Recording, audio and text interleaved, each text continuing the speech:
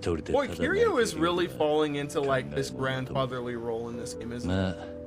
Like, think about it. A lot of the sub stories thus far, especially in Hiroshima, have been about Kiryu being a guiding, a guiding older gentleman in different people's lives. You know what I mean? Like, a lot of young people at this point that Kiryu is like helping through like really hard points in their life.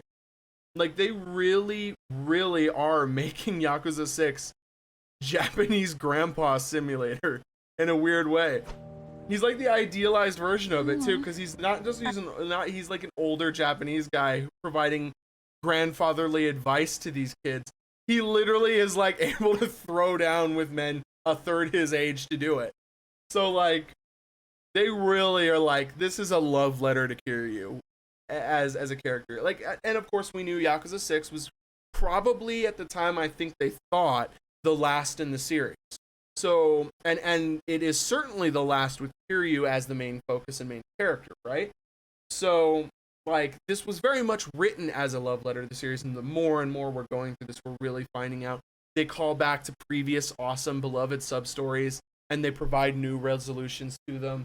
Like, this is really good, and I'm loving this. The writing, especially with the sub-stories, is the best the series has done up until this point. I think that Like a Dragon has even better writing for its sub-stories, but it came out a lot later and with a whole lot new of different funding and a whole lot more funding and a whole lot of renewed interest in the franchise, right?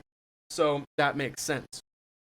But this is wonderful because you're really seeing the final evolution of Kiryu in these moments here, where he's trying to be, more of a soft guiding figure to people in distress. You know what I mean? And that's awesome. That's something that we see in him throughout the series, is that he tries to help people who are down on their luck, the down and out, right?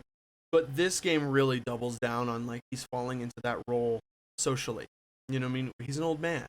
He doesn't look like it for sure, but Kiryu's an old man by the time Yakuza 6. He can still throw down, but he's an old timer. And he's falling into this role of being more of a guider than he is of being a fighter. And I like it. It's interesting. It's really fun to watch that evolution, because early on in the game, especially Zero, he's a young man. He's like in his 20s, right? He's in his early 20s. So much of the sub-stories in that game are like crazy shit happening to him and him trying to adapt. You know what I mean? And that still happens in 6. Look at the mascot sub-story where you put on the mascot head and you have to adapt to zany Kiryu situations. But now you're getting to see so many more heartfelt moments with him where he's entering other people's lives and being a positive force rather than the sub-stories being just zany, wacky goofiness. They still absolutely find ways to incorporate funny moments and weird situations, but it's really fun now that we get to see Kiryu kind of almost settle down, and I like it a lot. It makes me really happy. It is it's a real love letter to the series, and I'm happy as hell about it. I'm happy as hell. It's a swan song for Kiryu as a character, as well as just a real retrospective on the best parts of the Yakuza franchise, and I'm very, very happy to keep seeing it.